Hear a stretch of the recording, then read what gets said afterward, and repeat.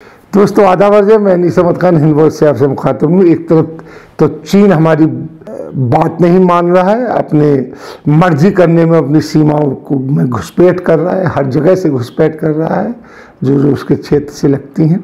वहीं संघ जो आरएसएस उसकी तारीफ करने लगी। मोहन भागवत जो संघ के प्रमुख हैं, जिनकी बात को संघ वाले पत्थर की लकीर मानते हैं, उन्होंने एक वैश्विक परिदृश्य में भारत की भूमिका पर यानी role of Indian in global prospective उन्होंने एक ऑनलाइन भाषण दिया है। उसमें चीन की जमकर तारीफ की है उन्होंने।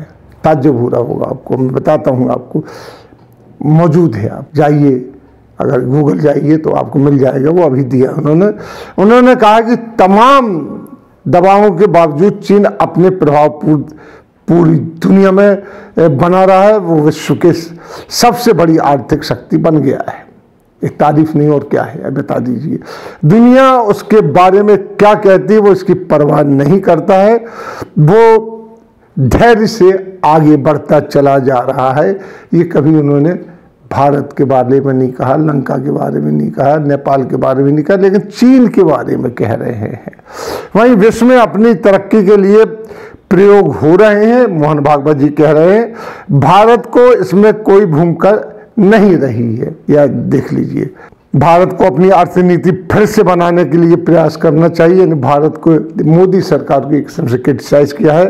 ये हमें विचार से नहीं प्रत्यक्ष करना होगा, हमें बोलना नहीं होगा, भाषणों में नहीं बोलना होगा, हमें करके दिखाना होगा, जैसा कि भाषणों में बोला जा रहा है आजकल। अब अगर मोहन भागवत के इस भाषण को पढ़ें तो क्लियर हो रहा है कि वह चीन की विस्तारवादी नीतियों के लिए का समर्थन करते हैं। वैसे आरएसएस भी विस्तारवादी नीति को समर्थन करता है, तभी तो वो कहता है मैं अखंड भारत बनाऊंगा, पाकिस्तान से लेके अफगानिस्तान को अपने में मिला लेंगे, या बांग्लादेश से लेके और सारा नेपाल वेपाल अपने में मिला के एक अखंड भारत का निर्माण करेंगे। तो ये विस्तारवाद नहीं तो यार क्या है, अब चीन कर रहा है। इसके लिए उन्होंने आरएसएस के प्रमुख जो गुरु गोलवालकर को भी कोट किया है कि अपनी पुरातन परंपरा में लौटकर विस्तारवादी नीति को ही अपनाएगा चीन के बारे में उन्होंने कहा है। यानी गोलवालकर ने भी कहीं ना कहीं विस्तारवादी वादता की तारीफ की है।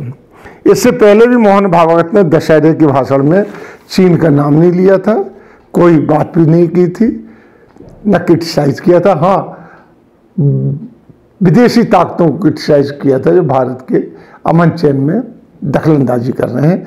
बिल्कुल उसी तरह जैसे मोदी जी चीन को कभी नाम नहीं लेते हैं, मगर नाम लिए ही ललकारते रहते हैं। लोग वहाँ कहते हैं किसको ललकार रहे पता नहीं, लेकिन ललकारते रहते हैं। देखे तो लगता है कि यह तो चीन का डर है, उनकी समझ से बाहर है, ये चीज़ समझ में नहीं आती है। हमारे चीफ यहाँ कुछ और घटनाएं बताते हैं हम आपको।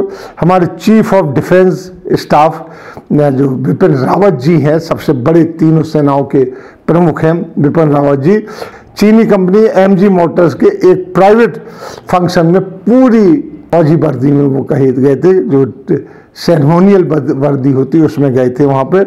वहीं केंद्रीय मंत्री फग्गन सिंह कुलस्ते और सांसद मीनाक्षी लेखी भी मौजूद थी। यानी बीजेपी पूरी तरीके से चीन के एक फंक्शन में मौजूद था। और सबसे बड़ी बात तो सेना का सबसे प्रमुख जो चीफ ऑफ डिफेंस स्टाफ है वो वहाँ मौजूद था।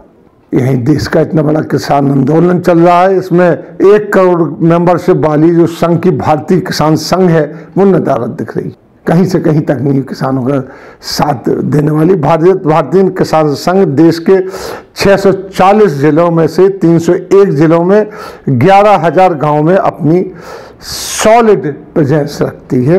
कहा तो ये जा रहा है, जो हकीकत है, कि उन्होंने विरोध करने के लिए एक पत्र लिखा था जो कहीं कहीं छप गया, लेकिन विड्रॉ कर लिया गया।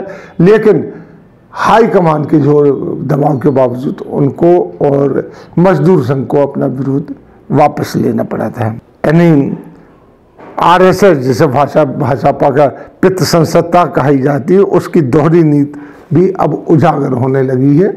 जिस तरीके से चीन के बारे में मोहन भागवत ने चीन की तारीफ करने से मतलब समझ में नहीं आया है, क्योंकि उन्होंने क्या फायदा है।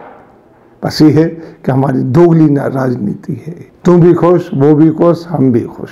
यही अगर और कोई पड़ोसी देश होता तो उसके इतना घरे आते, इतना घरे आते कि कान पक जाते।